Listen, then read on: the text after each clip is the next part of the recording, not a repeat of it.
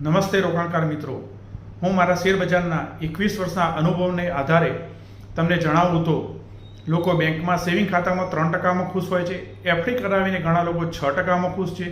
ઘણા લોકો ફિક્સ રિટર્નના સાધનોમાં જેવા કે પીપીએફ, એલઆઈસી અથવા અન્ય ફિક્સ રોકાણના સાધનોમાં 6 થી 8%માં ખુશ હોય છે.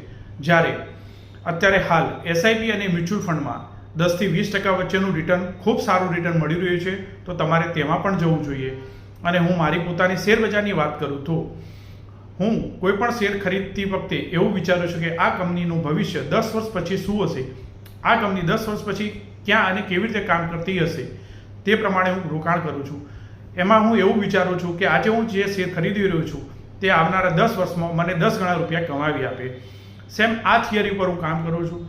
હું મોટા રોકાણકારોની વાત કરું તો વોરેન બફેટ, રામદેવ અગ્રવાલ, રાધાકૃષ્ણ દમાણી, રાકેશ ઝુનઝુનવાલા જેવા લોકોની થિયરીને ફોલો કરી અને હું મારું રોકાણ આગળ વધારી રહ્યો છું.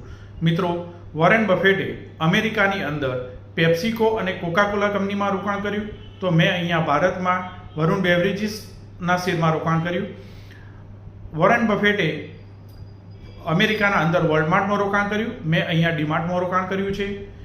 વોરેન બફેટે ત્યાં ડોમિનોઝ પિઝામાં રોકાણ કર્યું છે, અહીંયા મેં જુબિલન્ટ ફૂડ અને Sapphire food, Mrs Bakers, RBA, Sapphire food જેવા બ્રાન્ડેડ ફૂડમાં મેં રોકાણ કર્યું છે. આવા ઘણા બધા સ્ટોકમાં અને આઈપીઓમાં મેં રોકાણ કર્યું છે. મેં અને મારા ક્લાયન્ટોને પણ રોકાણ કરાવડાવ્યું છે.